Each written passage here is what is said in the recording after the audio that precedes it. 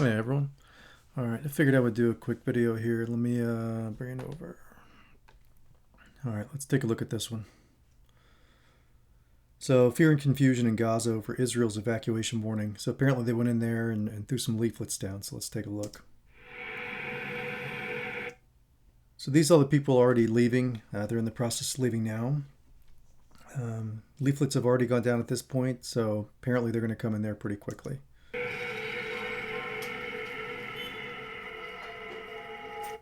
1 million people in a very confined space are supposed to evacuate, and I don't even think the Egyptian border is open for them to evacuate to. It's extreme bottleneck and may even be blocked entirely. So you got 1 million people in a very packed in location, and then somehow 1 million people are going to have to squeeze into the bottom portion, of which it looks like Israel's basically blown up, many parts of it, just dropping bombs on it day after day after day, just blowing everything up, destroying all the infrastructure. They have no food, water, electricity, medical supplies, right? So they'll all die eventually anyway, right? Because they have no food and water, and no medicine. So, and you're just blowing everything up every day. So now on top of that, they're being asked to evacuate. Almost like a little under half of them are going to have to evacuate and squish down into the southern portion of Gaza somehow in the amount of time that they're given. So I can only assume they'll be going in shortly. But here are all the poor people that are included, right? And those don't look like, it's hard to say, right? Those children, I don't think they're a military threat, but unfortunately, a lot of those children have been blown up in the last 6 or 7 days, right? And I think 50% of the population of Gaza is like under the age of 18. I don't know what portion of that's under, 12 or 10 years old, but it's a lot. So you have a lot of innocent people getting, bombs dropped on their forehead every single day and having buildings fall down on top of them, not having access to food, not having access to water, no medicine. So when the building does fall on them, they really can't go to the hospital and get treated, or the services are severely diminished. That's what they're dealing with. So they're basically dealing with a very hellish environment on Earth, right? To them, this is like hell on Earth. You have things raining down from the sky. I think one report said they were maybe using white phosphorus, right? Something only a crazy actor like Russia would do. But either way, they have explosives being rained down on them from up top. Their buildings are collapsing down on top of them if they're not in them and dying immediately. They might be under the rubble, getting crushed to death, suffocating. This is what's going on. So in Gaza right now, it's like hell on earth because they have no electricity. They're sitting in the dark. Communications are probably low to none. No food, no water. No one's coming to help. The only thing they're assured of is that Israel will continue to drop bombs on them every single day until they get tired of doing that. And then they'll just bum rush in there and start shooting people because they're upset and they want revenge against Hamas, right? The acts that Hamas, did, that they perpetrated, those are absolutely against God's commandments on murder, right? And violence and wrath and everything else. Like, those are evil acts. No one is disputing that. But that doesn't give you the right to then be just as evil as they were, right? And just start bombing civilians and cutting off access to water. Which, guess what? If you have no access to water, you'll be lucky to make it 3 days. And in this environment, with the level of activities and things you'll have to be doing, you'll be burning water a lot quicker. So you probably won't even make it 3 days. But that's what's going on. So in Gaza, they're essentially in a very hellish environment right now, today. And it's because Israel's upset about a terrorist group that attacked them. The terrorist group is absolutely wrong. They will absolutely pay for it. Because people think in terms of 80 years. God has control over your eternity, which is a very, very long time. So there's plenty of time to balance scales, to offset things that you have done. There's plenty of time for that. Don't worry about that. Hamas was absolutely wrong. It does not give Israel the right to do what they're doing to these folks in Gaza. Palestine, however you want to look at that. And then we'll look at a little map later on and just show you how the population has, changed over the years. But right now, as it stands, about 1 million people are evacuating to the southern part of Gaza. However long that's going to take, if that's even possible, depending on the conditions there. But let's continue to watch it. Right? Those 2 children right there don't strike me as a military threat. Yet, depending on where they are tonight, they may have a bomb or 2 dropped on them. They may have a building fall on them. They may need medical services that aren't going to be available. They may not have access to food. And not only that, you have to think, they have no idea when this will end. The only way they know it would definitely win, right? It would definitely be over, is if they were all dead and Israel could take over all that land. At that point, there would no longer be a reason for any kind of war, right? Or any threat to Israel, from Hamas. So that's the only real solution that they can think of at the moment that would completely stop it. What more probably will happen is that Israel is going to eventually satisfy that bloodlust they have right now because they're really upset and they want revenge, right? They're in a state of wrath. So they want to make someone pay for it. They want to use that old ideology of an eye for an eye. So they want to go in there and kill people, which, to be honest, if you want to use an eye for an eye, I'm pretty sure, I would guess the Palestinian deaths at this point have superseded the Israeli deaths. So if you want to do an eye for an eye, as soon as you get to even, which is, I'm not advocating, but it's stupid. But as soon as you get to that even point, that's it. You're done. But that's not how it works. You're not allowed to kill people. So these people have no idea when this is going to end. None. Right? What will probably happen, like it always does, is they'll kill enough people until they relinquish that bloodlust. And then they'll finally agree to some sort of agreed settlement after they've already decimated the opposition into a point of submission. At which point, they'll probably take more land because historically, that's what always happens. You go in and smash people to death. You finally get them to submit. And then once they submit, you take a bunch of land. You take your war spoils. So who knows if that will happen in this instance? If it does, you're going to have a ton of refugees going out to Egypt and other places, once those corridors are finally opened up. But just imagine being them today, constantly listening for planes flying over and dropping bombs. And maybe you're in a building and you're like, wow, I hope this building doesn't collapse and crush me to death while I'm trying to sleep, even though I'm hungry and thirsty and I have no idea if I'll be alive tomorrow. That's the hell that they're living through right now. Right? Similar to the hell that Hamas brought on the folks of Israel when they went in there and started mowing people down and cutting people down. Right? Acting like barbarians from the BC area before Christ.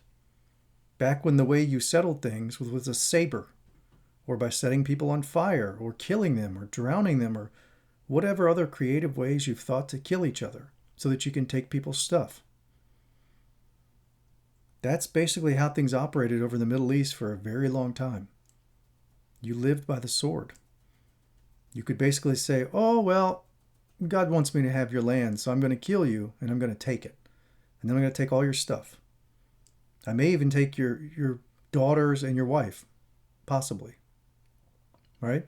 That's the kind of mentality that they had back then. And to be quite honest, it's still like that. You would think that people would progress, right? That they would get in line with God's commandments and live like they're supposed to, but they don't. They never do. They always continue to live in sin, right? Look around. Look at this world. It's a world where you live full of sin, up to the gills. And you can see it every day. Just look at the news. Look at what's going on. All right? Israel is putting the Palestinian people through hell because a terrorist organization of the Islamic faith put Israel through hell. And a lot of this comes down to land disputes, and we'll get into a graphic here later on the show, why the Arabs might be a little bit upset about the Israelis coming back, the Jews coming back in. Because They thought that God told them that, hey, this is your land. You're totally justified in genociding everybody on it so that you can take all their stuff. That's the assumption they're under, which is the problem with the Old Testament. But let's continue this video. Let's at least get through this. احنا اليوم مش عارفين لا وين نروح فيش مكان آمن يعني ولا جاي طلع تلاقي الناس. Imagine that. You're walking around. They're just trying to stay alive. You have people running around trying to stay alive. You think they have time to go around and get all these corpses out from under these buildings? No. So you probably got all these corpses and the smell of dead bodies just emanating up all over. They've been bombing all over, right? So the smell of dead bodies is just thick in the air. And the insects that go along with that. And just imagine being there, right? Imagine being there. If you want to be in hell on earth, somehow get a flight and go into Gaza right now so that you can smell all the dead bodies and you can walk around looking up and listening to see if someone's going to drop a bomb on your forehead. Or the building you're in, praying that it doesn't collapse on you and crush you to death. Knowing that there's a gigantic army amassed outside of your area and they're just waiting to come in. And if you want to imagine how they'll treat you, look at how many bombs have fallen on you in the last week. Right? Do you think they're coming in with peaceful intentions? No. And this is literally just softening you up, as they would say in war terms, right? This is just softening you up. So when they come in, it's probably not going to end well. Now, should Hamas just give up all of those hostages? 100%. Yes, they should. They should absolutely do that. Will they? Probably not. Because look how they've already acted. They're acting like barbarians. Never expect a barbarian to act like a Christian. Because they're not. They're not Christians. They don't live with the values of Christ. Christ being God, who put on flesh to come walk around here with you to try to help you. But unfortunately, they're still acting like it's, 1000 BC or 600 AD, however you're going to look at it. They're acting like barbarians. And they're acting like there's no penalty for sin, for going against God's commandments, wishes, desires, however you want to look at that. They're acting as if there's no ultimate authority that governs everything. And even though we're in a place full of sin, separated from God, at the end of the day, our bodies expire. They're term limited. There's no way to escape that. Right? There's no way to escape that. Your soul will come out of your body. And the only thing you'll have to look back on is what you've done while you're in that body. So you want to make sure you're racking up lots of good things where you're helping God out, not walking around destroying people and going against God's wishes and just being a heinous person.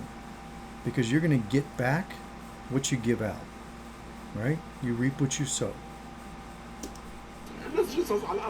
مش عارفين ايش تسوي مش عارفين ايش نرفع لحتى الان تحت مقدم هذا فيه انا لحتى الان شهداء كثير يعني بقي قاعدين في امان الله الا القصر بينزل علينا. They're the leaflets. So I guess they're doing an evacuation order, which at this point you would have to take them seriously, right? Because you can already tell they don't care. They'll blow up your entire city. They don't care. Innocent civilians, collateral damage, doesn't matter.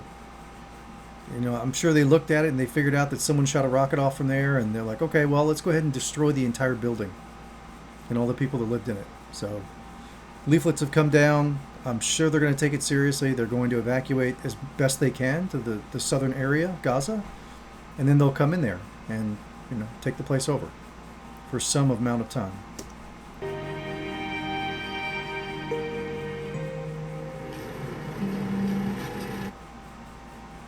The UN said the order is impossible and could have devastating consequences. Okay, this is the United Nations, not me. They're experts in this area about how long it would take to evacuate people. They're saying it's impossible.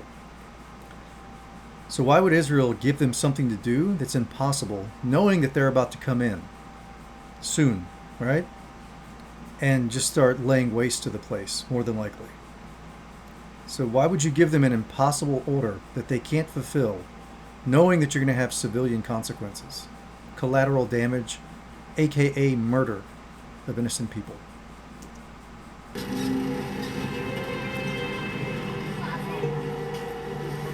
War crime.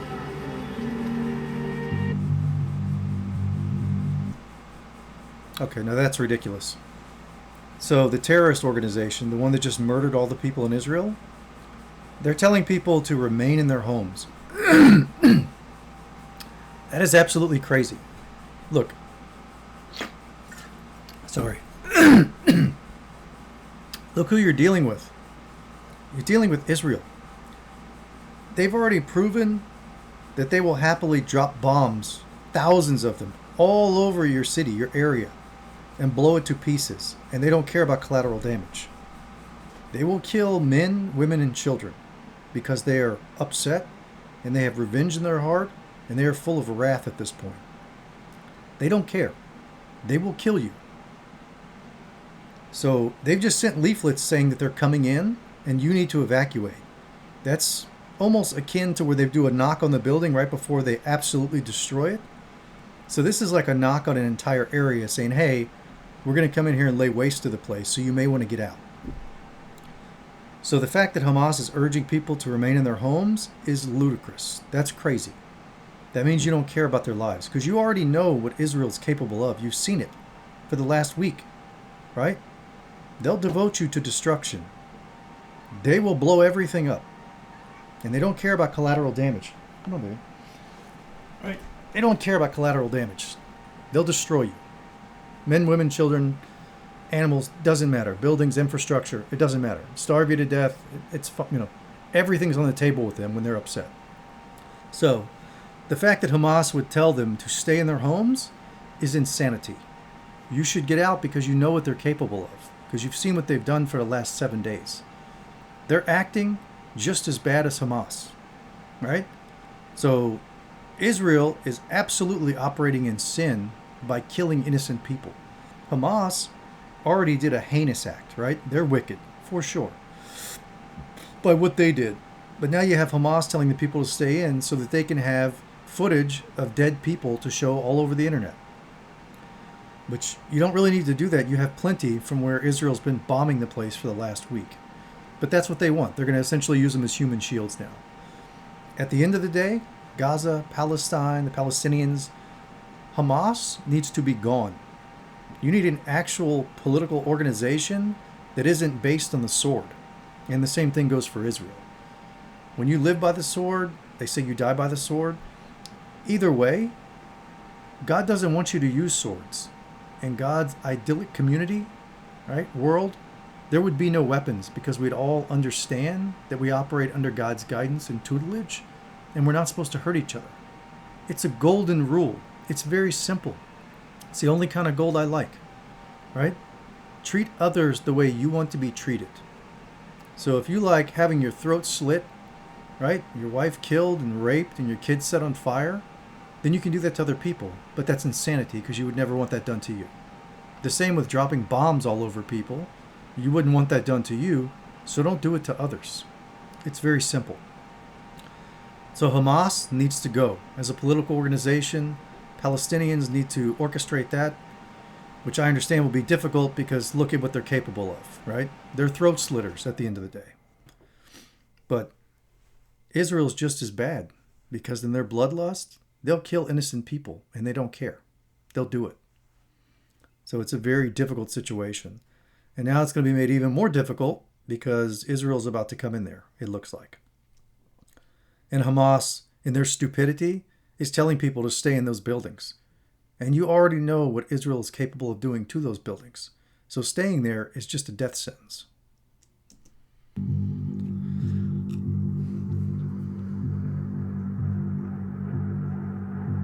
of them are refugees.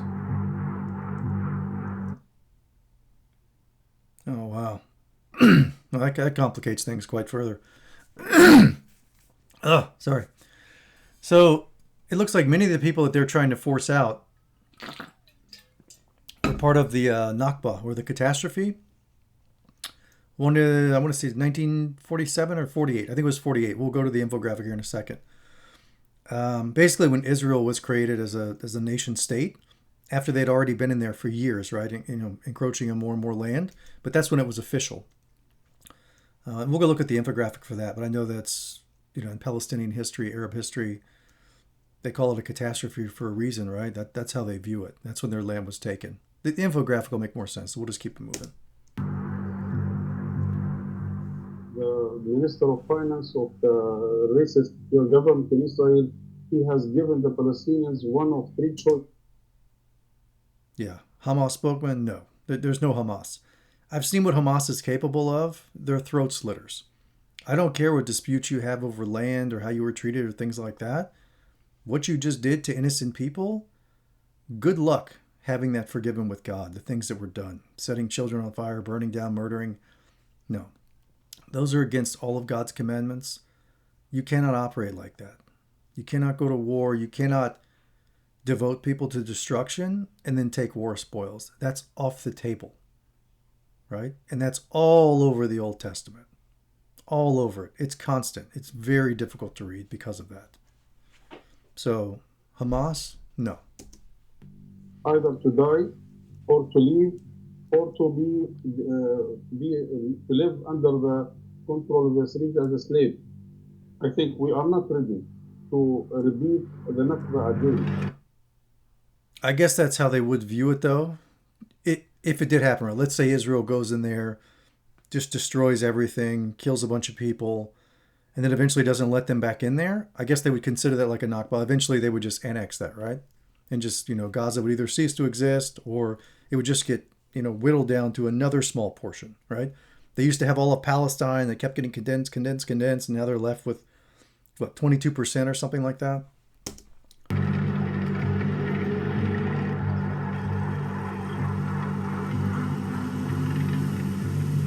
In the coming days. So maybe they told them 24 hours. Hopefully they'll give them longer than that for 1 million people to get evacuated. But they're definitely coming in. The only way you could possibly prevent that is to give up every single hostage you have today and go to the negotiating table. Put your guns down and go to the negotiating table. Even though atrocities have happened, your only hope is to talk it out at this point because you're outgunned. They have way larger of a military than you do. You don't even really have an air force. They could sit there and fly over and bomb that place, like killing fish in a barrel as long as they wanted to until they run out of ammo. But other countries will just give them more ammo. So you have no chance militarily, which is why it was ridiculous to do it in the first place. And it was a grievous sin on top of that. But your only option now is to give up those hostages immediately. Put your guns down and tell them you want to negotiate. That's the only thing that's going to prevent them from going in there with all that wrath in their heart and that revenge and killing a lot of people.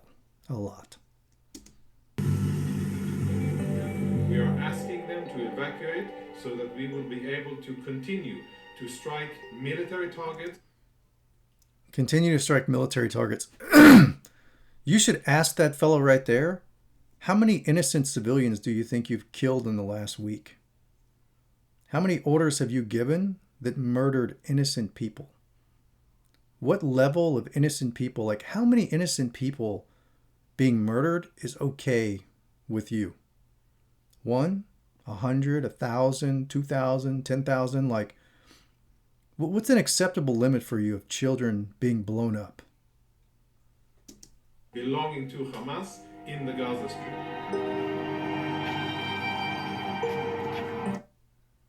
Shelters in the south are reportedly full. Right. So I guess they'll just sleep in the streets or in the rubble, right? They can use a piece of rebar and concrete as a pillow.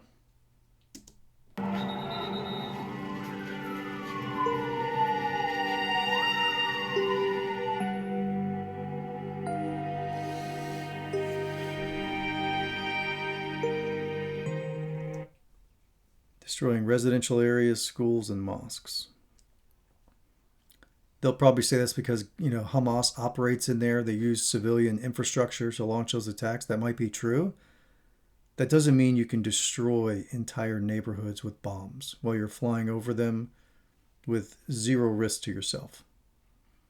Look at this. You can't kill innocent people just to get to bad people, right? If there's a terrorist and they're inside there and there's even one civilian next to them, you can't blow the place up, right? You cannot kill innocent people. You might think it's a greater good type of argument, not to God, because the innocent person you killed was more valuable than getting at that one person you thought was an issue. And I just wonder how many innocent souls are on the heads of those pilots that flew over and blew the city up. Because God knows exactly what happened. So you might have gotten some Hamas terrorists, but how many civilians did you kill in the process? How many babies did you kill in the process?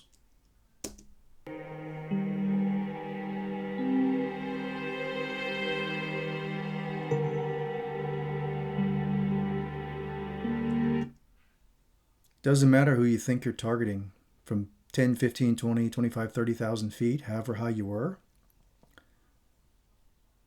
I almost wish you knew the amount of children you blew up. That way maybe it would sink in.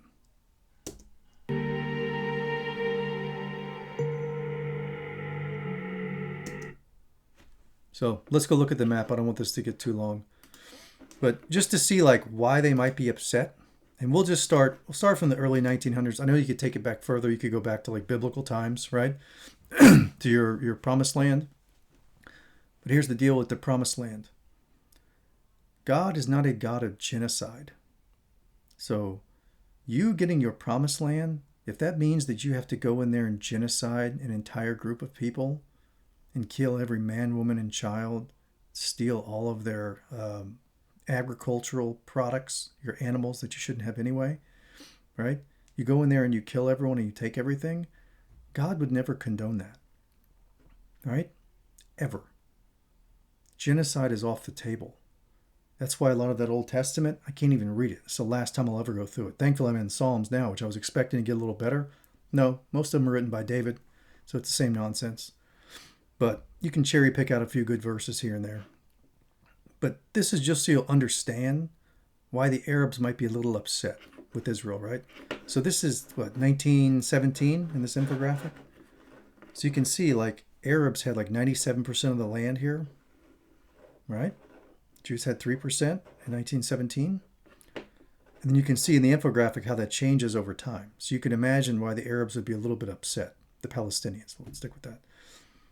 But I know that the Jews will be like, well, God gave us this land. Look, God would never give you land if it was already occupied and it meant that you had to go in there and kill everyone and take it. That's not giving you land.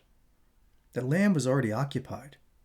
You're expected to work that out with people through communications and dialogue and however you need to do it. Murder is off the table. So God didn't give you any land if it meant you had to go in and genocide everybody in there and steal the land. That's completely different. So I don't want to hear about any religious arguments about documents that were written thousands of years ago by multiple authors, many different authors, right? Some of them you don't even know who wrote them. They're unknown authors, right? I can pronounce judgments on these things right now today. So let's just look at the timeline here and see why Arabs might be a little bit upset. See, the British mandate's main objective was to place historic Palestine under political, administrative, and economic conditions that would secure the establishment of a Jewish national home in Palestine. So the British decided this. Just look at the I'm not going to read through all of them. You can go look at it if you want. Just look at the population change here.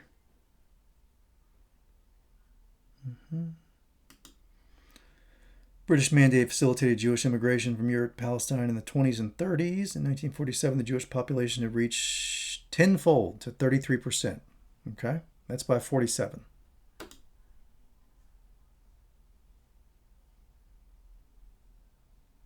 Moving along. 46, they had about 6% roughly. All right, this is one of the more recent, one of the bigger events here, right? 1947. Because of all the migration and everything, the UN proposed a plan that would grant 55% of the historic Palestine, which was all of this, to a Jewish state and 45% to a non-contiguous Arab state. That's a really strange way to split up countries anyway. That always causes problems, but okay. Jerusalem would get special international status. Palestinians rejected the proposal because it stripped away much of the land that was under their control. I wonder if the Palestinians had it to do over again, even though I know they will debate that it should never have happened, right? It was completely Arab nation. It was all Palestine before the Jewish folks came back in and started to migrate. But I just wonder if they had it to roll back the clocks right now, would they have taken the deal instead? Because you would have all of this, or would have had all this, but it doesn't matter. It's historical. But they rejected the proposal because it stripped away much of the land that was under their control. At the time, they owned 94% of historic Palestine and comprised 67% of the population. Right, so you can already see how things have changed, right? This is back in 46, right? Look at the difference here. This is the UN proposal. Strip all this land out. Whoop, going too fast here. And then 1948, the day the British mandate expired, the Zionists declared the State of Israel to be born. So that's the creation of the nation there. Unfortunately, what that entailed was Israeli forces here expelling at least 750,000 Palestinians. Almost like today, right? It's different, but almost like today, right? They're asking 1 million people just to kind of scoot over to southern Gaza. Well, in this one, they basically expelled them. 750,000 Palestinians, destroyed 530 villages, and captured 78% of historic Palestine. I think that's the catastrophe or the Nakba they talk about. The remaining 22% was divided into two parts, the West Bank and the Gaza Strip. So you get this section here and then also Gaza. And in 1949, the UN welcomed Israel as a member state. No Palestinian state ever materialized. How can that be, right? How can you have no Palestinian state? Look at this. Palestine, it was 97%, right? This area anyway, 97% Arabs in 1917. This isn't thousands of years ago. This isn't that long ago, right? This is 1917, 97%. All right, then you fast forward to 1948, they go down to 22%, right? Okay, 78% of their land was basically taken. Oh, you're going too fast. The map disappears if you let this thing go too fast. So here, went up to 67, they have control of basically 0%. So I guess Israel still has control of Gaza here in the West Bank. Yeah, West Bank, including East Jerusalem and Gaza Strip, occupying all of historic Palestine. Yep. So you can understand why they're upset. Look at this. They go from basically 100%, right? It was 97%, 3% Jewish. You fast forward to 48, I guess that's the Nakba, the catastrophe. They're down to 22%. Israel takes over everything else. And not only that, they killed 750, well, they didn't kill, sorry. They expelled 750,000 Palestinians, destroyed 530 villages. And granted, that's probably because they didn't accept the UN resolution, right? Back here. If they had it to do over again, would they have? Who knows? Who could say? But they need to have their own state. You came in there and you took over the entire country, right? The whole area. You took everything over. You took it all, right? Now they're down to these borders here. Let's go. 67. All right, they get control. What's going on? 93. We'll see how it gets even smaller and smaller.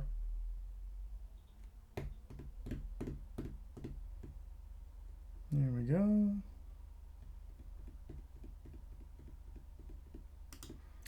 Yasser Arafat signed the Oslo Declaration Principles with Israeli PM Yitzhak Rabin. Future negotiations were supposed to determine which areas Palestinians would control within the 22% of the historic Palestine that Israel occupied.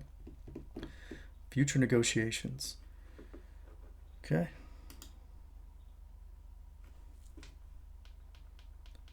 Given certain powers of self-rule in urban parts of West Bank and Gaza Strip, however, Israel maintains security control and ability to raid at any time. Well, that should work out well. I mean, look what's happened to Palestine, right? You had 22%, now you're down to basically 0%. You're in what you consider occupied territories, right? Gaza and the West Bank. And Israel has total security control and the ability to raid at any time, which, I don't know, the time I'm making this, maybe they're raiding right now. They're already blowing everything up, but I'm sure they'll be going in there shortly.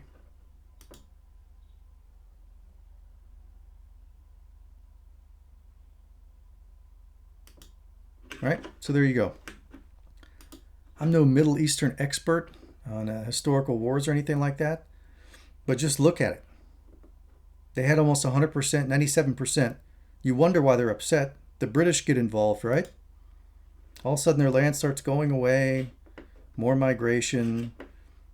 And you know what that's probably based off of, right? They go back to the Bible. They go back to the Old Testament and say, oh, well, this is part of the Abrahamic covenant. We're supposed to have all this land and God wants us to have this promised land, right? They use the Bible for this. Granted, they just wanted land, but they would use the Bible for it, right? They want land, they want resources, they want strategic buffers between other areas to kind of split up the Middle East. But either way, they would use the Bible for this to be like, oh, well, this is our promised land. God gave us this. God's never going to give you land if it requires you to genocide an entire group of people and kill everyone and then take all the war spoils. God would never approve that because you're not supposed to murder people. It's pretty simple. Don't kill people. Treat people the way you want to be treated. Right? You want people to come in and take, 97% of your country? Especially when it's being orchestrated by the British. You have another whole region of the world coming in and telling you how your country is going to be split up, so you can understand why the Arabs would be upset of how this happened. And now because of this history, they'll probably claim it's going to be like Nakba Part 2 if they come in there and they take Gaza, which I don't even know if they want Gaza, but they definitely have bloodlust in their heart. They want to kill a bunch of people. They want to get even, right? Eye for an eye. This is why I don't subscribe to the Old Testament. I've read through it and I've read Mark so much of it, it's not even worth reading. It's not. Because I'll never read it again. It's all about just murdering animals and murdering people and taking stuff and, oh, God wants you to have this gold and these precious items. That's all garbage. God is not like that. God is like humble and modest. Nothing like that. Nothing like war tribes running around, killing you and taking your stuff. Living by the saber or the bomb, nowadays. But we'll see what Israel does. Hamas should give up every one of those hostages today. They've already done enough damage, and they need to pray to God that God will one day forgive them, based on their repentance.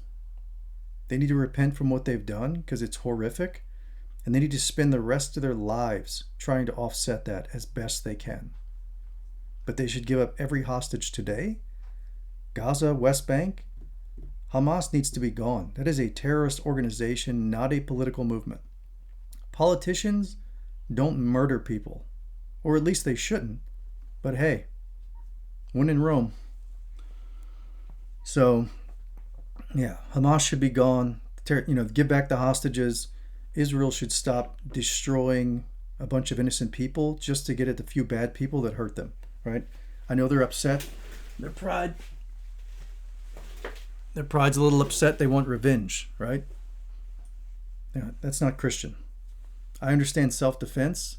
Self-defense is not flying over and bombing cities to death when they have no way to retaliate. Especially when you know you're going to have collateral damage. There's no way around it. You don't know who's in those buildings, especially when Hamas is stupid enough to tell them to stay in the buildings. So if you can't destroy the place, right? If you can't go in there and get the people who created those atrocities, then you have to go in, right? You have to go boots on the ground to go in there. At least you know who the enemies are at that point because they'll be shooting at you. It'll be more obvious. You can't just fly over and drop gigantic bombs and level an entire city. It doesn't work like that. So let's see what they do. Let's just pray that everyone has wisdom to listen to God's advice. And let's hope that Hamas gives the hostages back, all of them. And then Gaza needs to get a new form of government. Hamas needs to go. You need to get an actual political party in there that doesn't want to live by the sword. And that advice would go for any country in the world. Because unfortunately, people love the idea of just killing anyone they disagree with. in this place. That's it. So, talk to you next time.